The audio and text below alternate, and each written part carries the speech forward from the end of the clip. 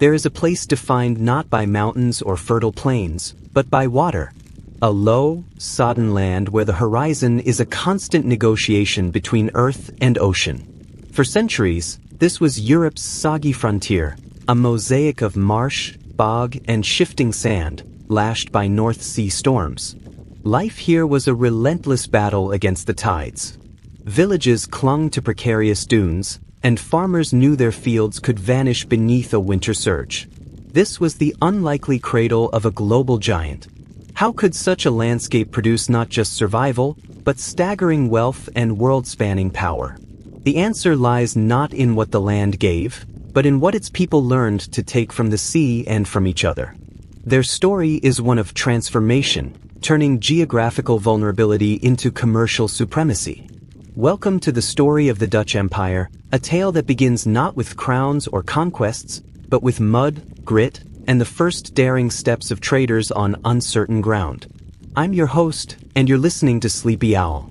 Long before there was a Netherlands, there were the Low Countries, a disjointed collection of counties, duchies, and bishoprics nestled under the vast, nebulous umbrella of the Holy Roman Empire. Think of places like Flanders, Holland, and Brabant. They were not a nation. They were neighbors, often rivals, ruled by local lords who answered to distant German or French-speaking overlords.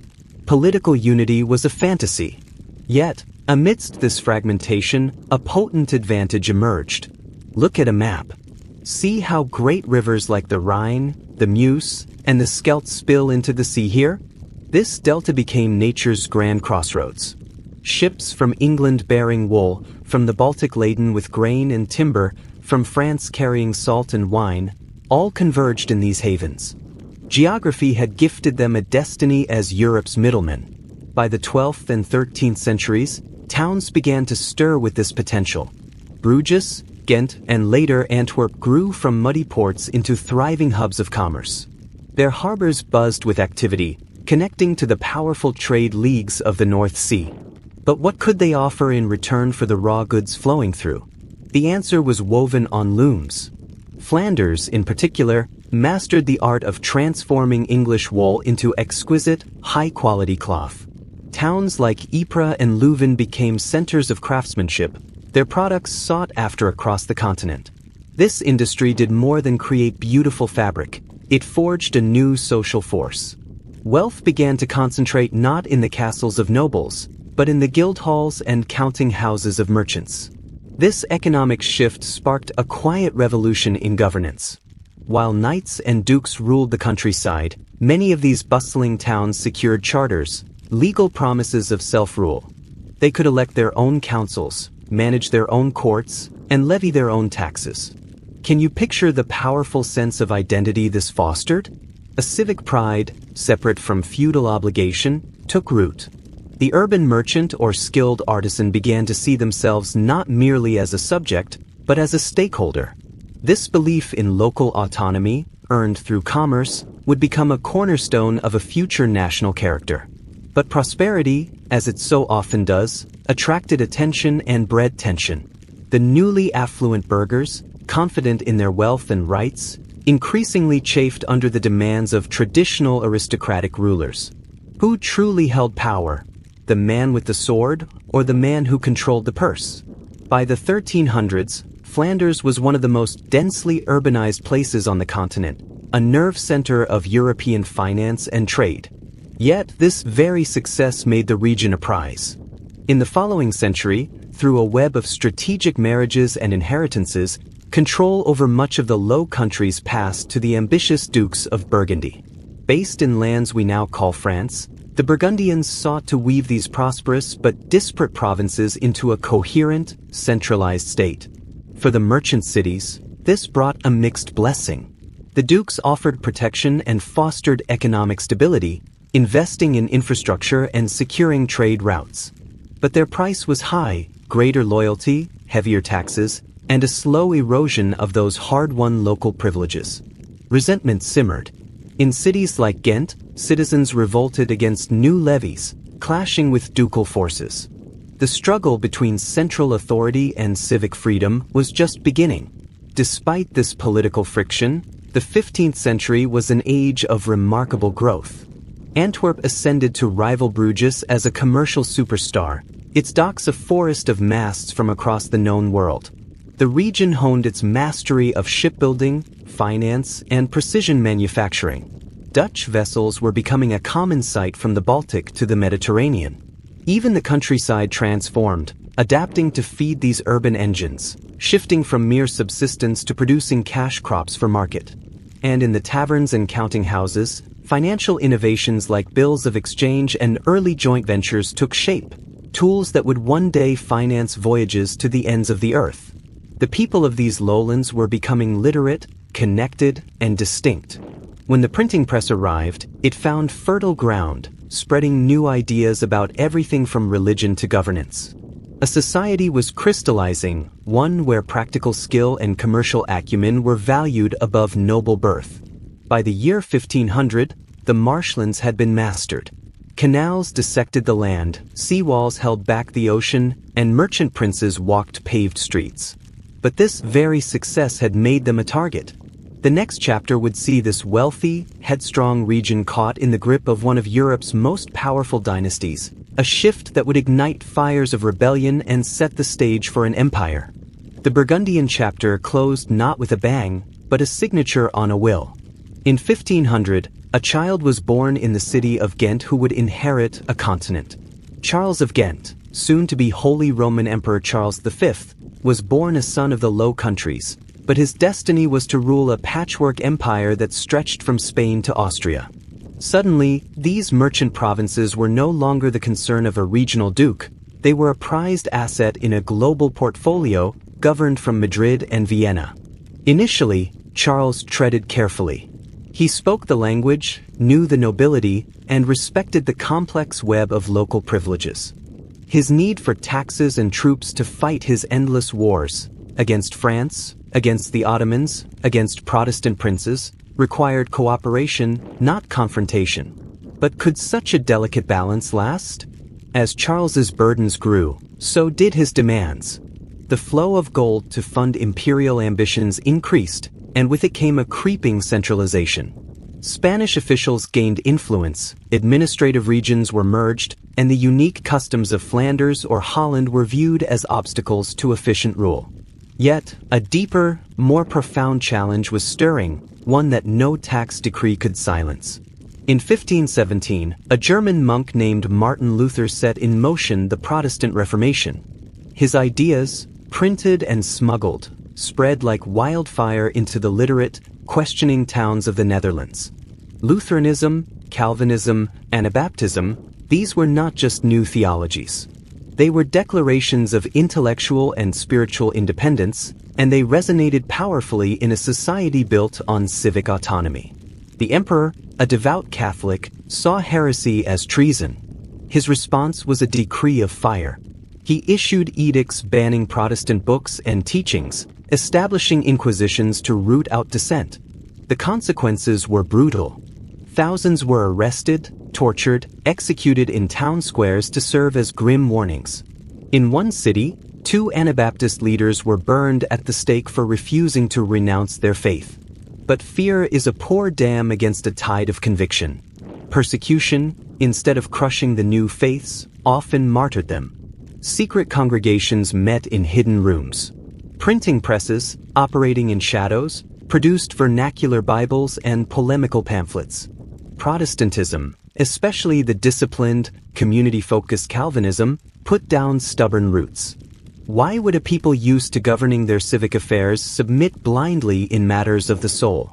In 1555, an exhausted Charles V abdicated, dividing his realms. The Netherlands, along with Spain and its vast New World riches, passed to his son, Philip II. This was the pivotal, disastrous turn. Philip was not a Netherlander. He was a Spanish king, ruling from the opulent, rigid court of Madrid. He was a man of intense personal piety and an unshakable belief in absolute royal authority. To him, the noisy, deal-making, semi-autonomous provinces of the north were not a jewel in his crown, but a troublesome problem to be solved. His reign began a collision course. He raised taxes to fund wars against the Ottomans and the French, ignoring the traditional right of local assemblies to approve them. He intensified the religious persecution, sending more heretics to the stake. And then he reorganized the Catholic Church hierarchy itself, appointing new bishops loyal to Madrid, undermining local clergy. It felt less like rule and more like a foreign occupation. The native nobility, their power and prestige evaporating, finally pushed back. A group of high-born lords presented a petition to Philip's regent, his half-sister Margaret of Parma. They pleaded for a relaxation of the heresy laws and a return to traditional liberties. The appeal was dismissed. The door to peaceful protest seemed to slam shut. Then, in the summer of 1566, pent-up frustration exploded in a wave of iconoclastic fury known as the Beeldenstorm, the Statue Storm. Across the provinces, Protestant crowds surged into Catholic churches. They tore down statues, smashed stained glass, and shattered altars. This was not a coordinated rebellion. It was a chaotic, visceral release of decades of religious and political tension. The news from the north struck Philip II not as a tragedy, but as an insult. He dispatched his most formidable general, the Duke of Alba, with an army of hardened Spanish tercios and a simple mandate: restore order by any means necessary. Alba arrived in 1567 like an avenging angel. He established a special tribunal, the Council of Troubles, which his terrified subjects quickly renamed the Council of Blood. Its purpose was summary justice. Thousands were arrested. Nobles who had once served the crown, like the popular Counts of Egmont and Horn, were publicly beheaded in Brussels. Their deaths sent a shockwave of horror and betrayal through every level of society. The message was clear: no one, not even the highborn, was safe from the king's wrath. Among those who saw the grim future was William, Prince of Orange. A wealthy nobleman who had once been a loyal servant of the crown, William now chose exile rather than submission. From his refuge in Germany, he watched as Alba's reign of terror tightened its grip. Could commerce and civic freedom survive under the boot of a military governor and the shadow of the executioner's axe? The prosperous, proud provinces of the Netherlands were now frozen in fear. But beneath that ice, a current of resistance was flowing. The stage was set not for reconciliation, but for revolt. The next move would belong to a prince in exile, a band of desperate pirates, and a people pushed to the very edge. What happens when merchants are forced to become soldiers? The first blow for freedom was struck not on land, but from the sea. While Spanish garrisons patrolled the towns, a motley fleet of exiles, radical Calvinists, and outcast sailors took to the coastal waters. They called themselves the Waterguzen, the sea beggars. To Madrid, they were pirates. To the terrified coastal towns, they were a terrifying, unpredictable force. But to a growing number of desperate people, they were becoming a symbol of defiance. In the spring of 1572, a fierce storm blew this ragged armada into the port of Brill. Seizing the moment, they captured the town. It was a small victory, but its echo was enormous. That act, more a desperate gamble than a planned offensive, proved the Spanish colossus had vulnerable feet. A foothold had been secured. Almost overnight, other cities in the provinces of Holland and Zeeland, heartened by this spark, threw open their gates to the rebels. The revolt now had territory, and with it, a deadly new phase began. William of Orange, the exiled prince, emerged as the political soul of this burgeoning rebellion. He was a complex figure, a wealthy aristocrat advocating for a cause championed by commoners and Calvinists, a cautious man leading a desperate fight. He returned from exile, not with a royal army, but with a conviction that the provinces must unite. His early military campaigns were faltering, plagued by unreliable mercenaries and the sheer discipline of the Spanish tercios. Yet, his leadership provided something crucial: a name, a face, a sense of legitimate cause that transcended mere banditry. He spoke of unity, of ancient rights, of resistance against tyranny. But could words bind together Catholics and Calvinists, merchants and nobles, who all hated Alba but feared each other almost as much? Spain's response was predictable and brutal. The Duke of Alba marched his armies north to crush the rebellious towns. What followed were some of the most savage sieges of the era. Cities that resisted were subjected to horrors. After a lengthy siege, the city of Naarden was offered terms of surrender. When its citizens opened their gates, Spanish troops marched in and proceeded to massacre almost every man, woman, and child within the walls. The lesson was meant to terrify the rest into submission. But terror, when it passes a certain point, ceases to paralyze and begins to harden resolve. The rebellion, instead of crumbling, found a darker, firmer purpose. Then, in 1576, an event occurred that shifted the very ground of the conflict.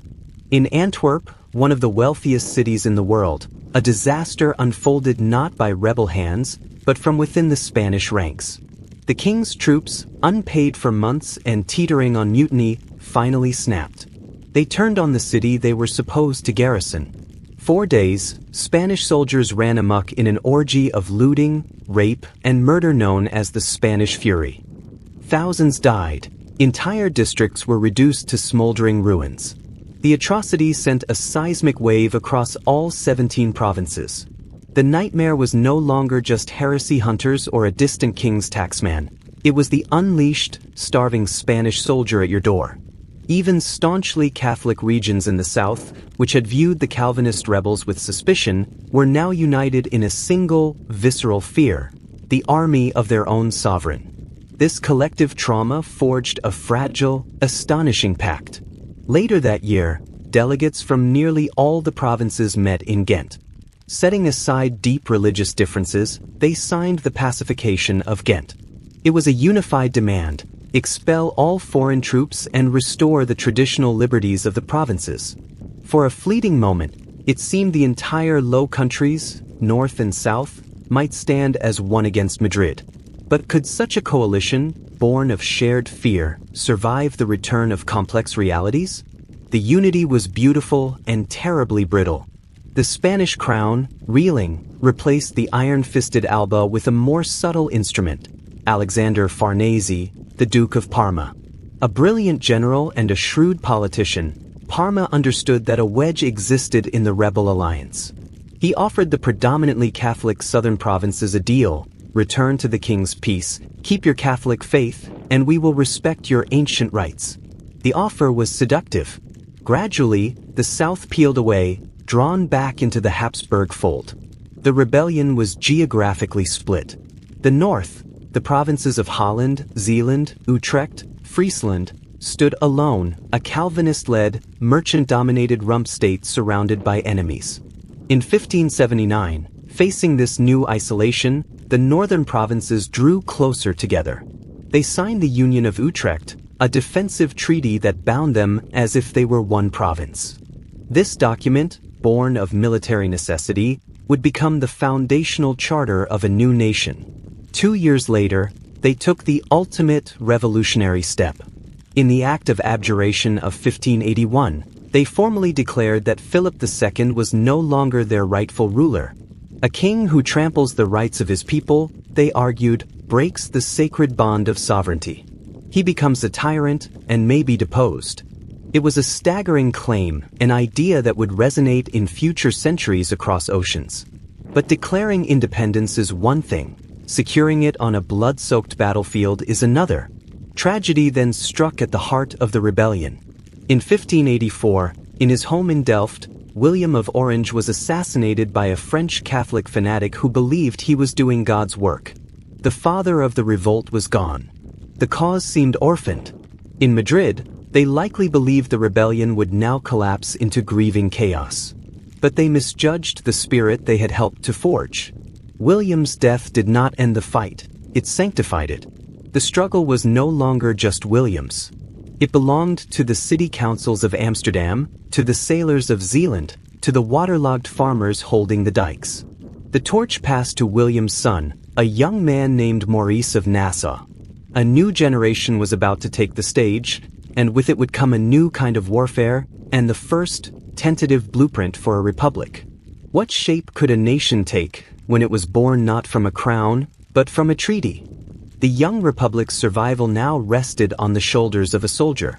Maurice of Nassau, son of the martyred William, was not a politician like his father. He was a student of war, a quiet, methodical tactician who saw the conflict not as a noble cause, but as a series of engineering and logistical problems to be solved. The disjointed rebel forces, a mix of mercenaries and militias, needed to become a professional army. Could a society of merchants and fishermen build a military machine capable of facing the finest infantry in Europe? Maurice believed it could, but only through relentless innovation. He drilled his troops in complex maneuvers, standardized their equipment, and pioneered new siege techniques. He turned the Dutch landscape, the very water that had always been its greatest threat, into its primary defense, mastering the art of strategic flooding to create impassable moats. The war was becoming a grim, technical chess match. While Maurice sharpened the sword, the Republic's mind was Johan van Oldenbarnevelt, a brilliant lawyer and statesman. His battlefield was the negotiating table and the ledger book. He worked to give the skeletal union of Utrecht the flesh and sinew of a real state, a functioning government, a system of taxation, and diplomatic recognition from foreign powers.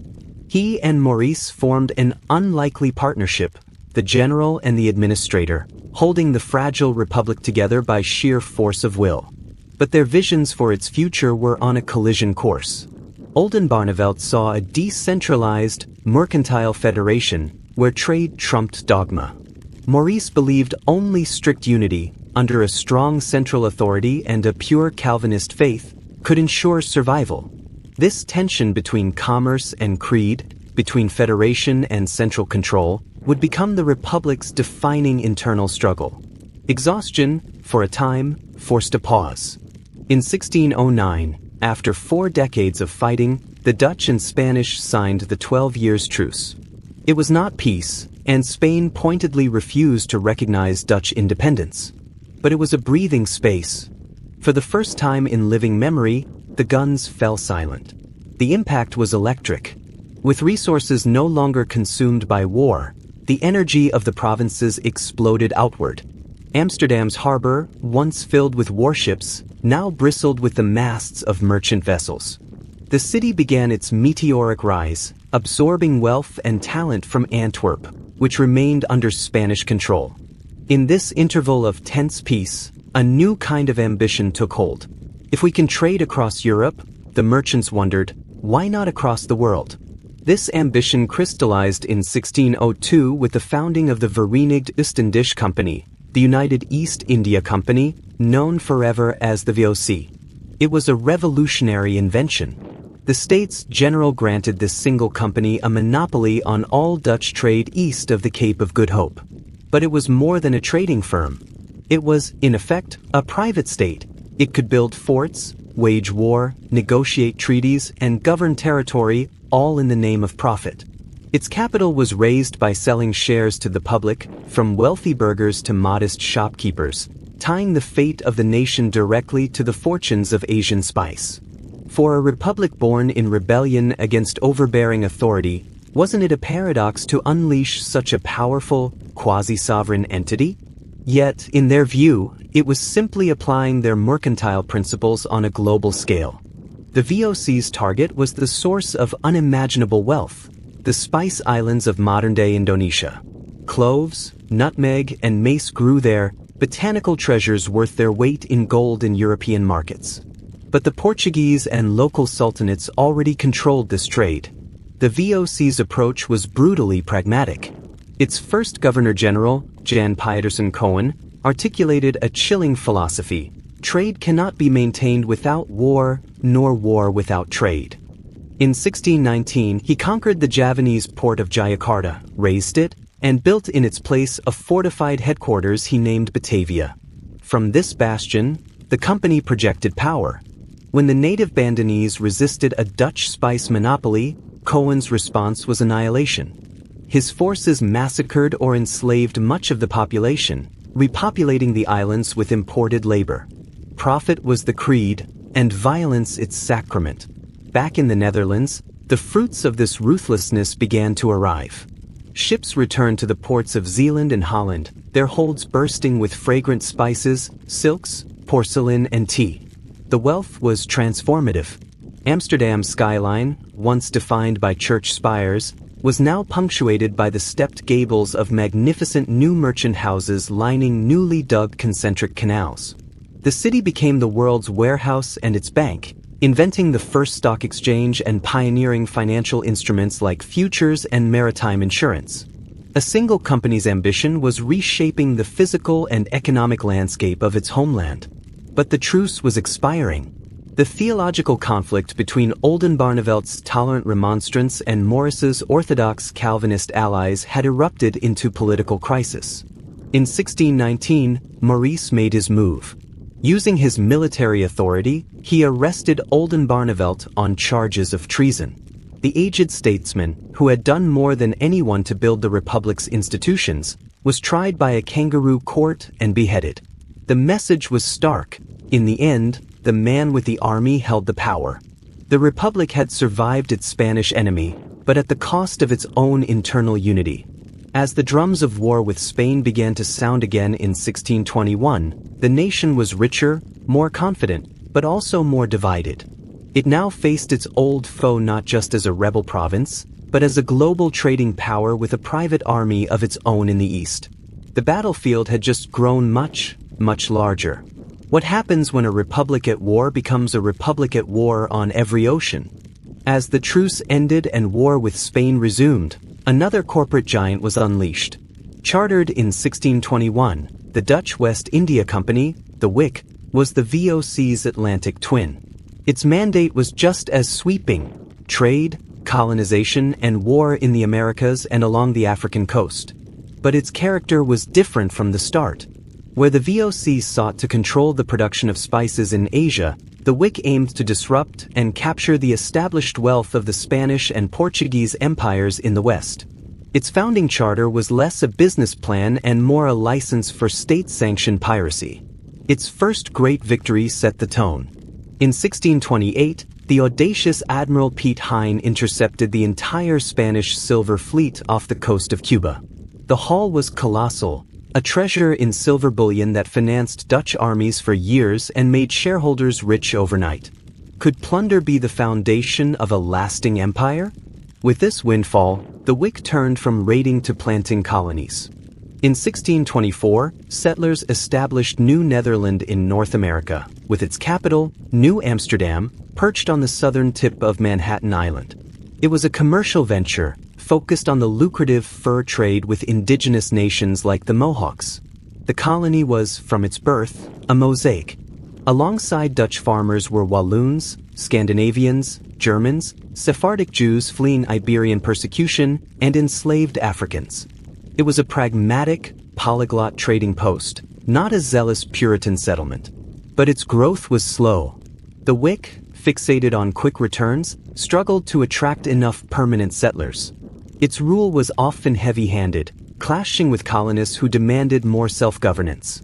Director General Peter Stuyvesant, a stubborn, peg-legged former soldier, embodied this tension, ruling with an iron fist for the company's profit.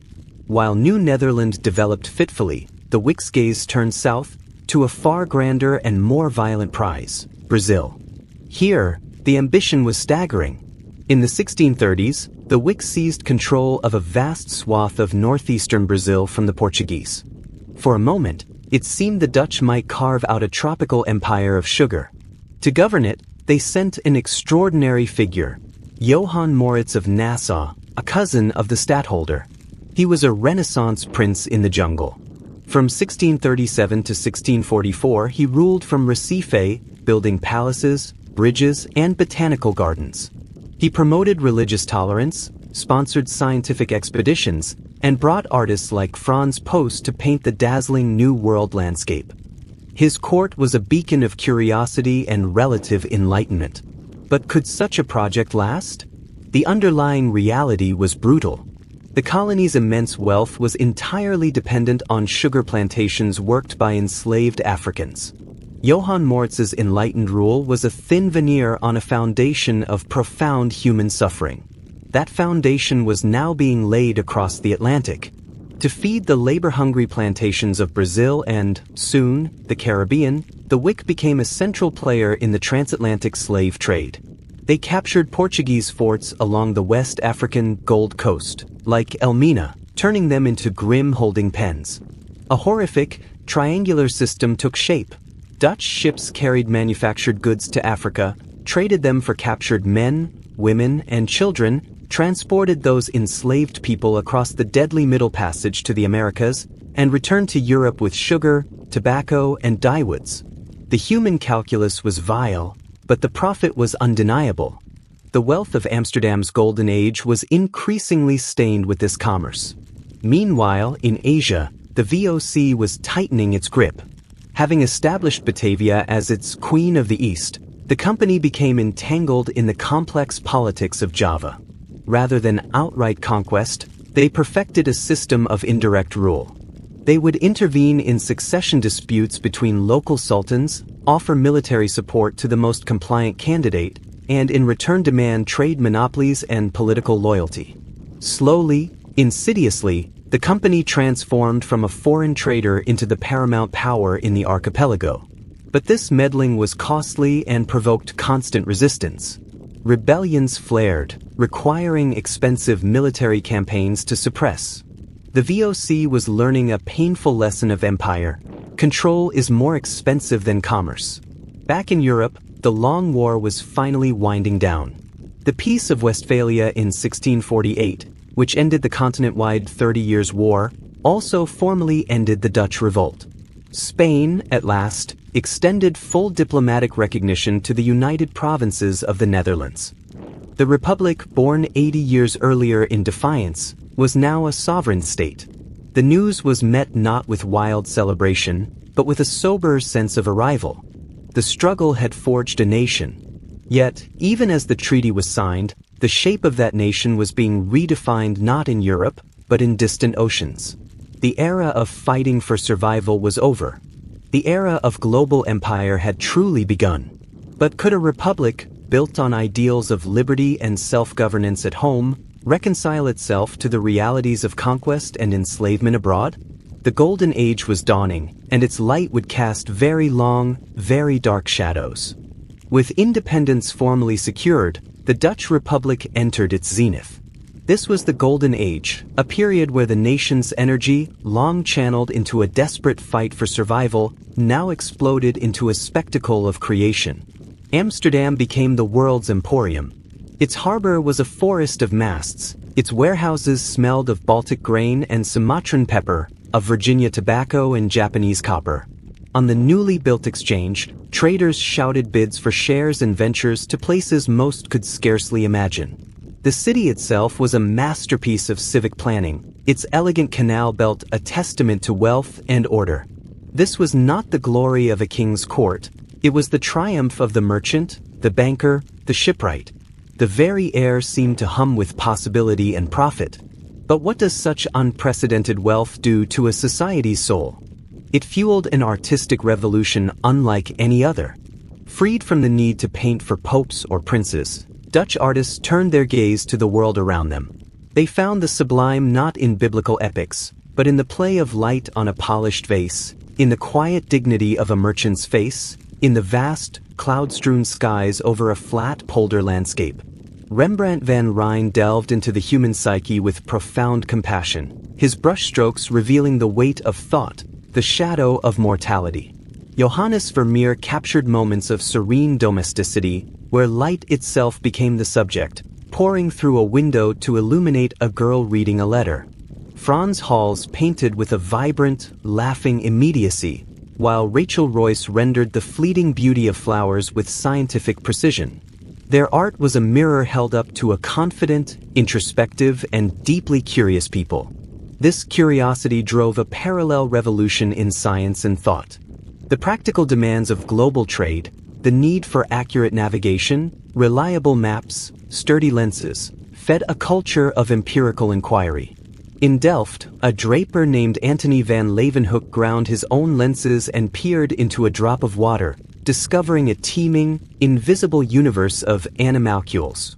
Christian Huygens, a brilliant polymath, perfected the pendulum clock and theorized the wave nature of light.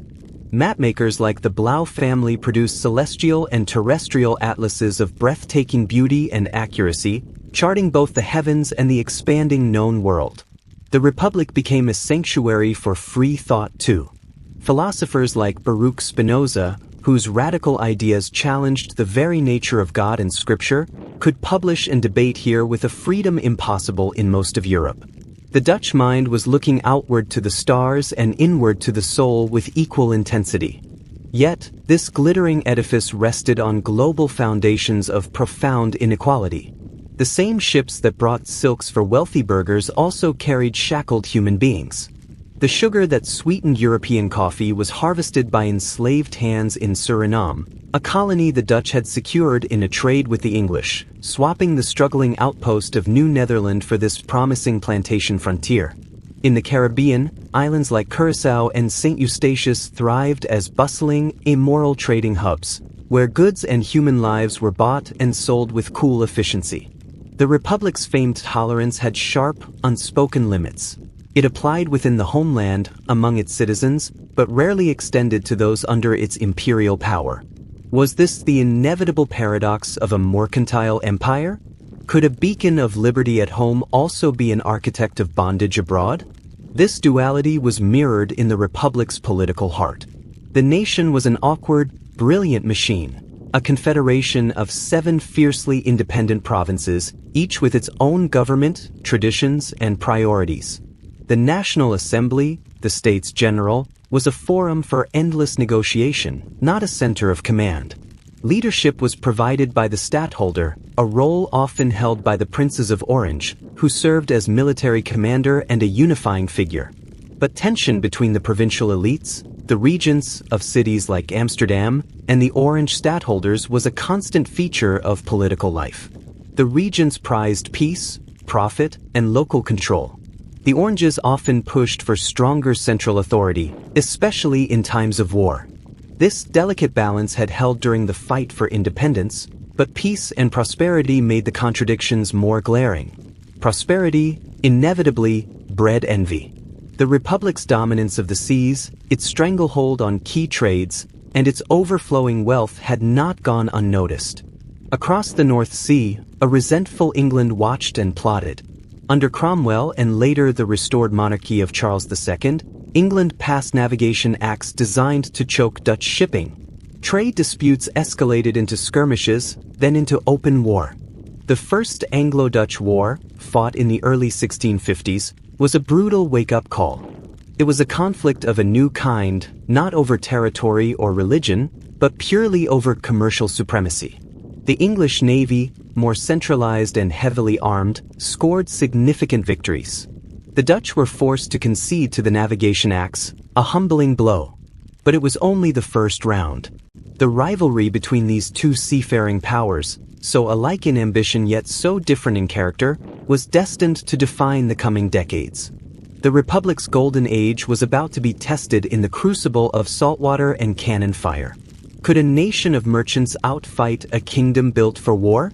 The sea, once a source of boundless wealth, became a theater of fire and shattered timber. The Second Anglo-Dutch War erupted in 1665, a conflict of even greater ferocity and higher stakes. This was no longer just about trade regulations, it was a naked struggle for imperial primacy. Early fortunes favored England. A powerful fleet sailed into the Atlantic and, in a move that resonated with symbolic finality, seized the Dutch colony of New Netherland. The port of New Amsterdam was renamed New York, and the Dutch dream of a North American foothold vanished. For the merchants of Amsterdam, this was more than a territorial loss. It was an affront, a piece of their commercial world sliced away. But the Republic was not defeated. It was angry. The response was led by a man who would become a legend, Admiral Michiel de Ruyter. A consummate sailor who had risen from humble origins, de Ruyter embodied the Republic's gritty, practical genius. He was not a nobleman playing at war, he was a master of wind, tide, and tactics. He led daring counter-raids, reclaiming Dutch forts on the West African coast and striking English positions in the Caribbean. But his masterpiece was an act of breathtaking audacity that would sear itself into England's national memory. In the summer of 1667, with peace talks stalled, de Ruyter executed a plan of stunning boldness. He sailed a fleet up the River Medway, deep into the English heartland. Breaking through heavy chains strung across the river, his ships attacked the English fleet at its very moorings near Chatham Dockyard. The sight of Dutch warships in this sacred naval artery caused panic. Several major English men of war were burned to the waterline. The pride of the fleet, the mighty flagship Royal Charles, was captured and towed back to the Netherlands as a trophy. The raid on the Medway was a humiliation of epic proportions for England. It forced a swift peace. The subsequent Treaty of Breda confirmed England's hold on New York, but granted the Dutch permanent control of Suriname, a trade that revealed their shifting priorities from fur to sugar. More importantly, it restored Dutch prestige. They had proven they could take a punch and deliver a knockout blow. But the Republic's trials were multiplying. Just a few years later, in 1672, it faced what history would call the disaster year. Louis XIV's France, the continent's preeminent military power, formed a secret alliance with England and invaded from the east. French armies swept through the eastern provinces with terrifying speed. At the same time, the English fleet attacked from the sea. The Republic seemed to be crumbling from within and without. Panic gripped the cities. In their desperation, the provinces turned to a young, dynamic leader, William III of Orange, grandson of William the Silent. He became stadtholder, a figure around whom a terrified nation could rally. William's resolve was iron. Facing the French advance on land, he authorized a desperate, quintessentially Dutch defense, the deliberate breaching of the dikes. They opened the sluices and flooded the low-lying heartland of Holland, creating a shallow, impassable inland sea known as the Holland Waterline.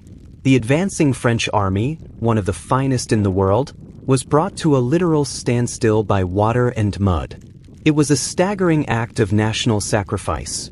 Farmland and towns were submerged, but it saved the core of the Republic. At sea, the aged but indomitable de Ruyter, against overwhelming odds, fought the combined Anglo-French fleet to a series of strategic draws, protecting the coast from invasion. Through sheer tenacity and sacrifice, the Republic survived the disaster year. The war ground on, but the existential threat had been blunted. The Treaty of Westminster in 1674 ended England's involvement. The Dutch had, once again, preserved their independence against a coalition of great powers. But the cost was immense. The war had drained the treasury and exposed the vulnerabilities of their decentralized state in an age of growing centralized monarchies. Furthermore, it cemented a profound shift. The focus was turning inward, toward continental defense, and the preservation of what they had, rather than limitless expansion. The boundless optimism of the Golden Age was tempered by a new weariness and a hardening of political lines. William III himself would come to personify the next phase. His ambitions grew beyond the borders of the Republic. In 1688, in an event known as the Glorious Revolution, he accepted an invitation from Protestant English nobles to invade England and take the throne from the Catholic James II. He succeeded, becoming King William III of England, Scotland, and Ireland. Suddenly, the Dutch stadtholder was also a British king. The two great maritime rivals were now joined in a personal union.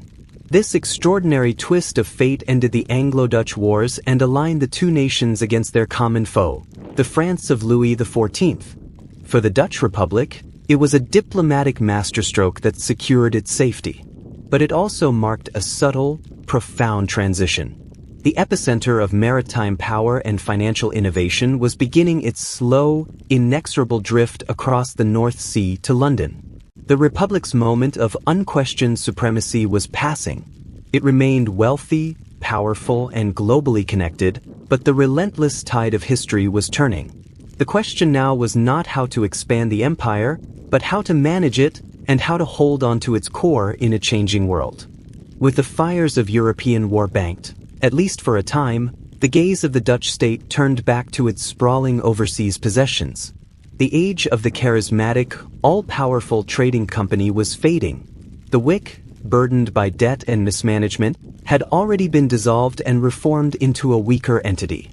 The VOC, though still formidable, was showing cracks. Corruption sapped its profits, and the costs of governing territories like Java grew heavier each year. A new phase was beginning, the transition from corporate empire to state empire. The government in The Hague began to take a more direct, bureaucratic interest in its colonies. The question was no longer merely, is it profitable? But how do we govern it? The answers would define the next century. This shift was most dramatic in the crown jewel, the East Indies. Batavia remained the administrative heart, a stifling, fortified city where European officials lived in humid isolation, presiding over a vast, diverse archipelago. The VOC's strategy of playing local sultans against each other had created a fragile patchwork of indirect rule. But indirect rule is expensive. It required constant military intervention to prop up friendly regimes and crush rebellious ones. The company found itself drawn deeper into the political swamps of Java, mediating royal successions and financing costly wars between rival factions. It was becoming a territorial ruler in all but name, and the ledger books were bleeding red. Was the spice trade worth the price of becoming an Asian monarchy? The strain finally broke the company. By the late 18th century, the VOC was a hollow giant. Its debts were astronomical. Corruption was endemic, from Batavia to Amsterdam. Shareholders received diminishing returns. Then, the tectonic plates of world history shifted violently. The French Revolution erupted, and its armies, under Napoleon Bonaparte, swept across Europe. In 1795, French troops marched into the Netherlands. The old Dutch Republic was overthrown and replaced by the Batavian Republic, a French puppet state. For the empire, the consequences were catastrophic. The new regime, allied with France, was immediately at war with Britain, the world's greatest naval power. Britain saw its chance. In a series of swift campaigns, the British Royal Navy captured almost every major Dutch colonial possession. The Cape of Good Hope, the vital halfway station to Asia, fell. Ceylon, rich in cinnamon, was taken. Key ports in India and the East Indies were seized. For a few turbulent years, the Dutch Empire, built over 2 centuries, was largely dismantled by British admirals. The unthinkable had happened. The global network lay in fragments. In Java itself, British administration under the ambitious Thomas Stamford Raffles briefly replaced Dutch rule. Raffles introduced reforms, experimenting with land taxes and challenging the old systems of forced labor. His tenure was short, but it disrupted the centuries-old colonial rhythm. After Napoleon's final defeat in 1815, the map was redrawn at the Congress of Vienna. The Netherlands was restored as a kingdom under the House of Orange. And as part of the grand European settlement, Britain handed back most of the East Indies, including Java. But not everything was returned. The Cape Colony and Ceylon were kept by Britain, permanent amputations from the Dutch imperial body. The Netherlands was a kingdom again, with a restored empire, but the world had changed utterly. The returned colonies were no longer the private domain of a company. They were now the direct responsibility of the Dutch state. And the state was nearly bankrupt. This desperate financial need birthed one of the most exploitative systems in colonial history. In 1830, the new Governor-General, Johannes van den Bosch, implemented the cultuurstelsel, the cultivation system. Its principle was simple and brutal. Javanese peasants were required to use 1/5 of their land, or an equivalent amount of their labor, to grow government-mandated cash crops for export: coffee, sugar, indigo. These crops were sold at fixed, low prices to the colonial government, which then sold them on the world market for enormous profit. The system was enforced by a collaboration between Dutch officials and the Javanese aristocratic elite. The regents, who were rewarded for ensuring quotas were met. The financial results were spectacular. For decades, the Batik slot, the colonial surplus, flowed into the Dutch treasury, funding national debt reduction, railway construction, and all manner of public works back in the Netherlands. The cultivation system turned Java into a vast, open-air factory, its rhythms dictated not by the seasons of rice, but by the demands of the European market. But the human cost was horrific. The forced cultivation of export crops displaced food production. When drought or blight struck, famine followed.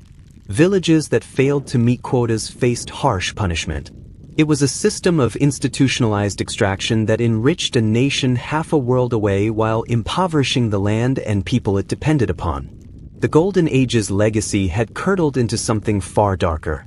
How long could such a contract, written in hunger and enforced by whip, possibly last? The wealth streaming from Java financed a renaissance in the Netherlands, but it was a renaissance built on distant suffering. In the East Indies, the cultivation system wove a web of silent desperation across the landscape.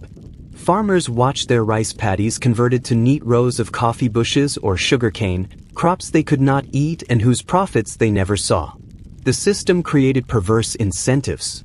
Local Javanese rulers, the regents, were caught in a cruel bargain: enforce the harsh quotas for the Dutch and be rewarded with status and a share of the proceeds, or resist and face removal. Many chose complicity, deepening the gulf between the rural poor and the collaborating aristocracy.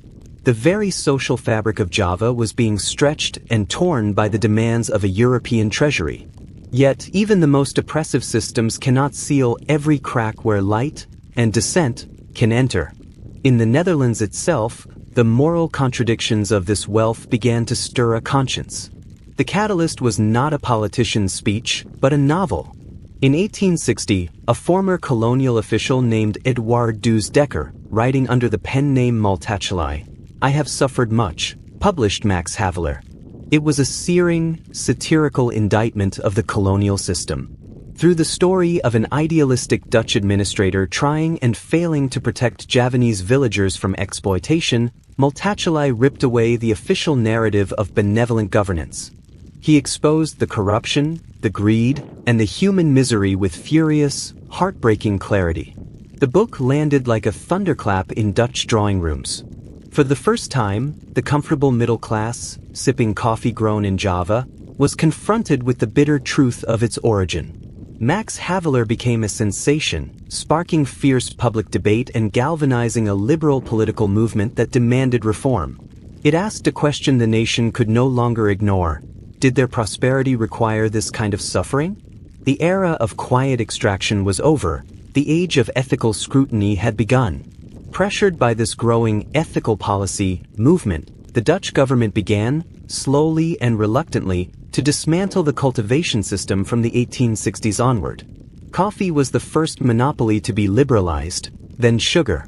But reform did not mean an end to exploitation. It often merely changed its shape. The state stepped back and private capital stepped in. Vast tracts of land were leased to European plantation companies. Javanese villagers, now free laborers, were often bound by crushing debt or coercive contracts that kept them in a state of near serfdom. The plantation, not the state, now became the direct instrument of control. The wealth still flowed, but the blame could be more easily dispersed. As the grip on Java slowly evolved, Dutch ambition pushed outward, seeking new frontiers in the archipelago. This was the era of consolidation, of drawing firm, imperial borders on maps. The outer islands, Sumatra, Borneo, Bali, Celebes, became the new focus. Here, the process was not one of bureaucratic extraction, but of military conquest. Local sultanates and kingdoms that had maintained a degree of independence now faced the full force of the modernizing Dutch state. The motivations were a mix of economic desire for resources like oil and tin, strategic fear of other European powers, and a paternalistic zeal to impose what they saw as order. This expansion met fierce, sustained resistance. Nowhere was this more true than in Aceh, on the northern tip of Sumatra. The Aceh War, beginning in 1873, would become the longest and bloodiest conflict in Dutch colonial history. The Acehnese were proud, devoutly Muslim, and masters of guerrilla warfare in their jungle and mountain terrain. What the Dutch expected to be a quick campaign stretched into a decades-long quagmire. The conflict descended into a brutal war of attrition. Dutch forces employed scorched earth tactics, burned villages, and established fortified lines to isolate resistance. The Acehnese, led by religious leaders and local commanders, fought with a tenacity that stunned and exhausted the colonial army. The war became a national trauma for the Netherlands, consuming lives and treasure at an alarming rate. It also exposed the limits of colonial power and the hollowness of the civilizing mission rhetoric. Back home, the endless conflict fueled further criticism of imperial policy. Meanwhile, in other parts of the archipelago like Bali, Dutch military campaigns culminated in horrific scenes of defiant ritual suicide, Puputen, where Balinese royalty and their followers chose mass death over surrender. These events, reported in the press, painted a picture of an empire resorting to raw, unvarnished force. By the turn of the 20th century, the Dutch colonial empire had reached its greatest geographical extent, a sprawling domain of islands and peoples. It was governed by a more complex, more intrusive bureaucracy than ever before.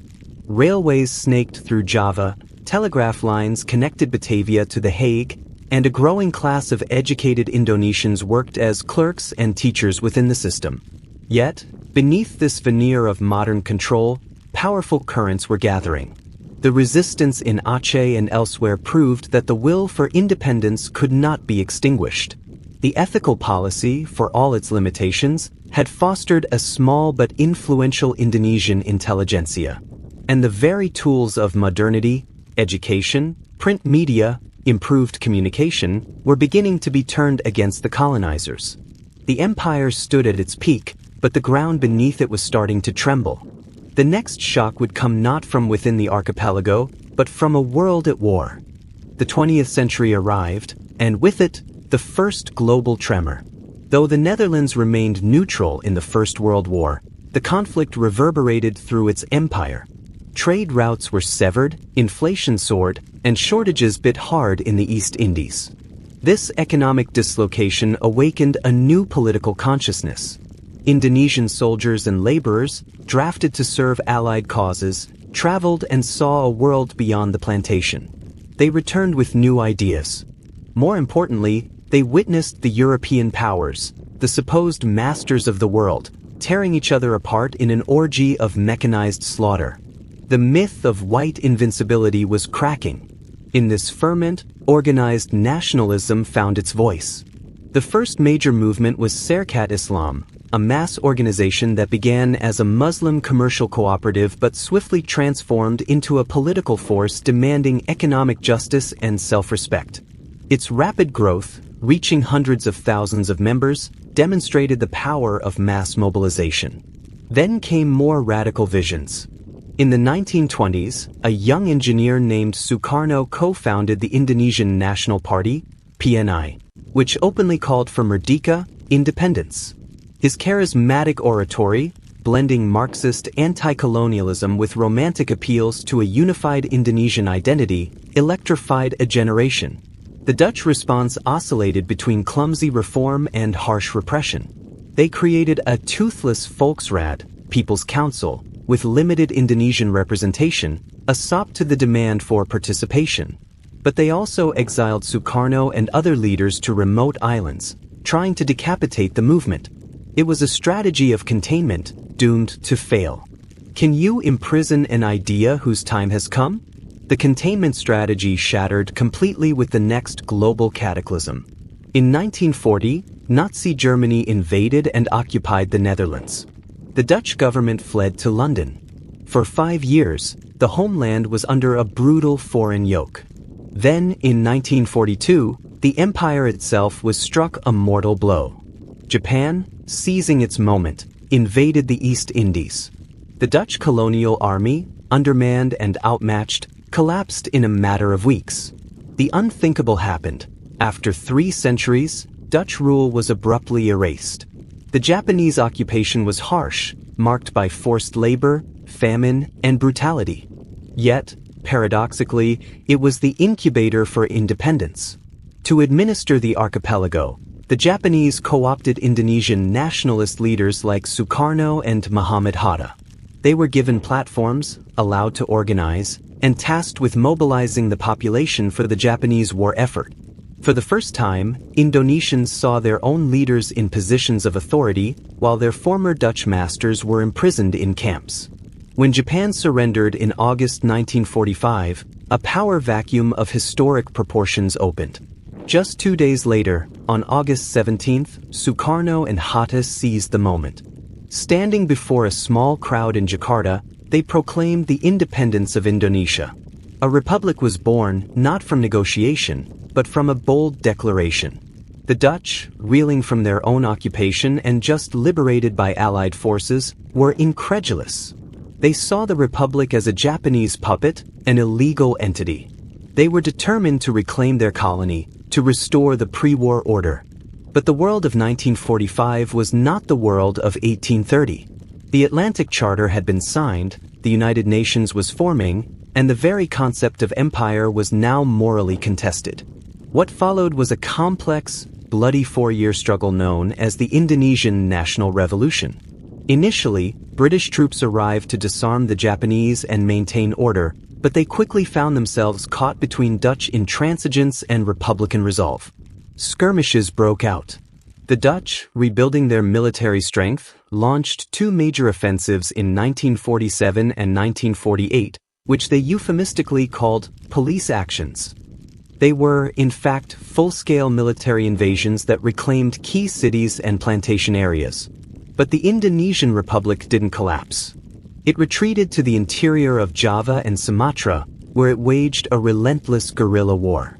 The conflict became a stalemate, but one increasingly costly for the Netherlands in terms of blood, treasure, and international standing. The world was watching, and its sympathy was not with the colonizers.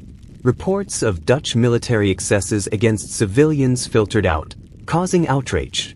Newly independent Asian nations like India voiced strong support for Indonesia. Most crucially, the United States, which was funding European recovery through the Marshall Plan, grew impatient.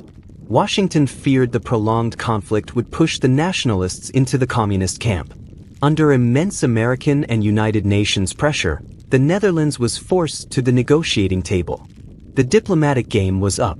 On December 27, 1949, in the Royal Palace in Amsterdam, sovereignty was formally transferred.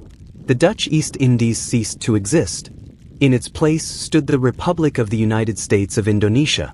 For the Dutch, it was a moment of profound, disorienting loss. The crown jewel, the engine of wealth for centuries, was gone. Tens of thousands of Dutch nationals, Indo-Europeans, and Moluccan soldiers who had fought for the kingdom now faced an uncertain, often perilous future. They began a mass exodus to a homeland many had never seen. The imperial era was over. The long, painful process of becoming a post-colonial nation was about to begin for both the Netherlands and Indonesia. But endings are also beginnings. What do you do when the story you've told about yourself for 3 centuries suddenly reaches its final chapter? The ships arrived in Rotterdam and Amsterdam carrying not spices or tea, but people. A human tide of over 300,000 individuals, Dutch civil servants, plantation owners, soldiers, and most profoundly, Indo-Europeans, people of mixed Dutch and Indonesian ancestry, washed onto the shores of a homeland that felt foreign to them. They were the living remnants of a vanished empire. For the Netherlands, their arrival was the first tangible, mass encounter with the consequences of decolonization. These repatriates, or Jarapatriërden, carried with them a complex legacy, colonial attitudes, tropical memories, and a deep sense of rupture. They were often housed in cramped camps and faced a cool, sometimes resentful reception in a country recovering from its own war. The integration was difficult, a silent social earthquake that subtly began to reshape Dutch society from within. This was just the first wave. As the empire continued to contract, new migrations followed. When Suriname gained independence in 1975, fear of instability prompted a large exodus to the Netherlands. The Surinamese brought a vibrant Afro-Caribbean culture, a legacy of the very slave plantations that had once enriched the Republic. From the Caribbean islands that remained part of the kingdom, Aruba, Curaçao, Sint Maarten, citizens migrated seeking opportunity, drawn by the right of Dutch citizenship. Within a few decades, The streets of Dutch cities became post-colonial landscapes. The guest workers from Turkey and Morocco in the 1960s added another layer, but it was the colonial migrations that forced a historical reckoning. The empire had come home, and it was living next door. How does a nation confront its past when its past is now a significant part of its present? For a long time, the national narrative preferred silence. The focus was on rebuilding the post-war economy, the Dutch miracle. The colonial past was often remembered with a nostalgic glaze. The adventurous VOC, the artistic golden age, the brave settlers. The darker chapters, the cultivation system, the Aceh War, the raw violence of the 1940s, police actions, were relegated to academic footnotes or family anecdotes. School textbooks offered a sanitized version. This began to change, slowly, as the children and grandchildren of migrants grew up and found their voice. They asked questions about their family histories, about why they looked different, about the origins of their surnames and traditions. Their inquiries chipped away at the wall of silence. The turning point came with the rise of a new cultural consciousness. Writers, artists, and scholars from post-colonial communities began to tell their own stories. They reframed the narrative, not as a Dutch saga of exploration, but as a shared, often traumatic history of encounter, exploitation, and resilience. Museums like the Tropen Museum in Amsterdam, once a vault for exotic colonial artifacts, began to radically reinvent themselves. Exhibitions now centered themes of resistance, the slave trade, and the ongoing legacy of colonialism. Statues of VOC heroes, like the brutal Jan Pietersen Cohen, became sites of protest and fierce public debate. Were these monuments to national glory or to crimes against humanity? The most profound and painful reckoning has centered on slavery. For centuries, this horror was the ghost in the attic of Dutch history, acknowledged in passing but never fully confronted. The push for recognition was led by descendants of the enslaved, activists, and historians who meticulously reconstructed the scale of the Dutch slave trade, the forts on the African coast, the packed holds of the Wick ships, the brutal regimes of Surinamese plantations. In 2023, on the 160th anniversary of abolition, King Willem-Alexander offered a formal royal apology for the Netherlands' role in slavery. It was a historic moment, televised nationally. He spoke of a crime against humanity and asked for forgiveness. For many, it was a long overdue step. For others, it raised urgent new questions. What comes after an apology? The debate now revolves around repair and legacy. Calls grow for substantive reparations, not just symbolic words. There are demands for the repatriation of looted cultural artifacts held in Dutch museums, for deeper investment in the economic development of former colonies, and for a fundamental overhaul of education to teach the full, unvarnished history. The annual commemoration of Ketty Cody, Broken Chains, on July 1st has evolved from a small Surinamese observance into a larger national moment of remembrance and reflection. The past is no longer past. It is an active, unsettled account. In Indonesia, the relationship with the colonial era is equally complex. The struggle for independence is the foundational myth of the modern nation, celebrated every August 17th. Dutch rule is remembered as a period of exploitation and resistance. Yet, the legacy is embedded in the landscape, in the railway lines, in the architecture of cities like Jakarta and Bandung, in the Indonesian language itself, which absorbed Dutch words. The relationship between the two countries today is pragmatic, focused on trade, development aid, and environmental cooperation. But the historical wounds are still tender, occasionally reopened by diplomatic disputes or when a Dutch researcher requests access to sensitive archives from the Revolutionary War. The story of the Dutch Empire, then, did not end in 1949. It entered a new, perhaps even more challenging phase, the phase of memory.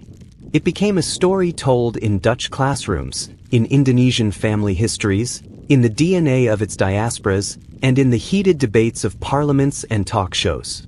The empire's greatest and most enduring colony turned out to be not a territory, but a situation, a tangled, unresolved relationship with history itself. How do you close a book that is still being written by so many? You don't. You learn to read it together, acknowledging every difficult, illuminating word. So, where does this long journey leave us? We began in the wind-battered mudflats of the North Sea, and we have traveled across oceans and centuries, arriving in the vibrant, complicated present. The Dutch Empire was never a simple story. It was a paradox wrapped in a contradiction, driven by a breathtaking duality. It was the home of Rembrandt's profound humanity and the ruthless ledger-book logic of Jan Pieterszoon Cohen. It was the nation that championed civic freedom in its own towns while building foreign plantations with enslaved labor. It pioneered global finance and stock markets with wealth extracted by forced cultivation. This is not a history to be celebrated or condemned in a single breath, but one that must be understood in all its troubling, fascinating complexity. Its legacy is not a monument, it is a living conversation. You hear it in the multicultural buzz of the Amsterdam streets, in the Surinamese roti shops, in the Moluccan music echoing in Dutch cities. You see it in the Indonesian words that slipped into the Dutch language and the Dutch architectural footprints in Jakarta. You feel it in the political debates about immigration and integration, and in the quiet family searches for roots that span continents. The empire physically ended, but its echoes continue to shape identities, economies, and cultures on both sides of the world. The challenge for the Netherlands today is to hold both parts of its heritage, the innovative, resilient republic and the aggressive, exploitative colonizer, in a single, honest gaze. This is not just a Dutch conversation, it is a human one. The Dutch story holds up a mirror to the mechanics of empire itself. It shows us how commerce can be a catalyst for both magnificent creativity and profound cruelty. It demonstrates how the pursuit of profit can redraw the map of the world, for better and for worse. It reminds us that the ideas of liberty and tolerance, however precious, can be painfully selective in their application. And ultimately, it reveals that the end of formal empire is not an end, but a transformation. The bonds of history, once forged by trade and force, become bonds of shared memory, responsibility, and hopefully reconciliation. What can we take from this centuries-long saga? Perhaps it's the understanding that history is rarely about heroes and villains, but about people and systems, about ingenuity and myopia existing side by side. The merchants of Amsterdam were not cartoon villains. They were men seeking advantage within the moral framework of their time, a framework we now see had catastrophic blind spots. The Javanese farmer under the cultivation system was not a passive victim. He was a person navigating an impossible situation, preserving his dignity and culture where he could. This history asks us for nuance, for empathy across time, and for the courage to look at our own inherited frameworks with a critical eye. For the dreamers, the empire's story is a testament to audacity, the sheer nerve of a tiny nation believing it could engage the entire world. For the critical, it is a case study in the perils of unchecked power and the human cost of economic abstraction. For all of us, it is a masterclass in interconnection. A painting in the Rijksmuseum, a word in a legal contract, a flavor in your tea. Each can be a thread leading back to this intricate, global web. History is not a series of isolated events. It is a fabric, and the Dutch Empire wove one of its most durable and complex patterns. As we close this long narrative, remember that the story continues in the choices we make about memory. It continues in what we teach our children, in what we choose to commemorate, and in how we engage with the ongoing inequalities that history bequeaths. The final chapter of the Dutch Empire is being written right now, in classrooms, museums, and community centers, in the ongoing search for justice and a shared, truthful understanding. Thank you for allowing me, your host at Sleepy Owl, to guide you through this epic journey. If these stories of ambition, struggle, and legacy have resonated with you, I invite you to join our community. Subscribe to Sleepy Owl for more deep dives into the histories that shaped our world. Share this tale with someone who appreciates the complex tapestry of our past. And as you drift off tonight, consider this: we are all in some way living in the long shadow of empires. Our task is to learn what they can teach us, so we can walk forward into the light. Good night.